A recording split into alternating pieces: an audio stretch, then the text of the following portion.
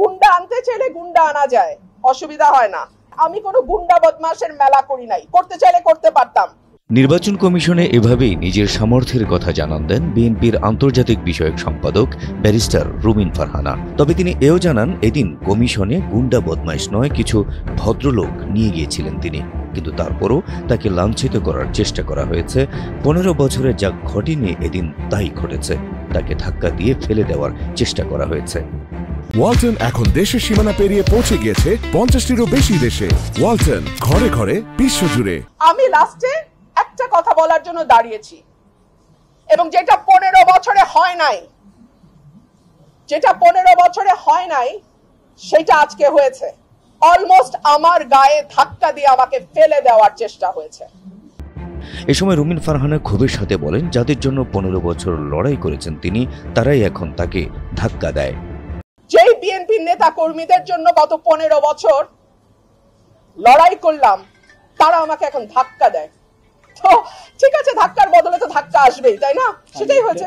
উল্লেখ্য, রোববার ব্রাহ্মণবাড়িয়া 2 ও 3 আসনের সীমানা নিয়ে শুনানি করতে গিয়ে বিব্রতকর অবস্থায় পড়েন বিএনপির এই নেত্রী। তার অভিযোগ, ব্রাহ্মণবাড়িয়া 3 আসনের বিএনপির সম্ভাব্য প্রার্থী 20-25 জন গুন্ডা পান্ডা নিয়ে নির্বাচন কমিশনে সিইসির সামনেই মারামারিতে লিপ্ত হয়। এ সময় তাকেও হেনস্থা করা হয়। ব্রাহ্মণবাড়িয়া 3-এ যিনি প্রার্থী, তিনি তার সদল বলে 20-25 জন মিলে গুন্ডা পান্ডার মতন তারা সেখানে আচার আচরণ করলেন। অত্যন্ত দুঃখজনক, অত্যন্ত লজ্জাজনক, এবং আমি মনে করি এটা কমিশনের যে ভাবমূর্তি, যে গাম্ভীর্য এবং যে সম্মান, সেইটার সঙ্গে এটা যায় না। এ সময় সাংবাদিকদের কাছে নিজ দলের উপর ক্ষোভ আর হতাশা প্রকাশ করতে দেখা যায় বিএনপির এই আলোচিত নেত্রীকে। তিনি বলেন, নির্বাচনের আগে একটা সীমানা নিয়ে যদি এমন আচরণ করে নিজ দল, তাহলে নির্বাচনে কি হবে কে জানে। ওয়ালটন এখন দেশের সীমানা পেরিয়ে পৌঁছে গিয়েছে 50টিরও বেশি দেশে। ওয়ালটন, ঘরে ঘরে বিশ্বজুড়ে। এখনো ইলেকশন আসে নাই, একটা সীমানা নির্ধারণ নিয়ে এলাকায় এইভাবে তারা পিটিয়ে, ব্রাহ্মণবাড়িয়া 3-এর যিনি আছেন তিনি এইভাবে পিটিয়ে মানুষকে স্বীকারোক্তি নিয়েছেন। রোববার নির্বাচন কমিশনে বিএনপির 2 গ্রুপের মধ্যে হাতাহাতি ছাড়াও আরও একটি ঘটনা ঘটেছে। এদিন ব্রাহ্মণবাড়িয়া থেকে আসা এনসিপির স্থানীয় নেতা, দলের সিনিয়র যুগ্ম মুখ্য সংগঠক আতাউল্লাহ মারধরের শিকার হন।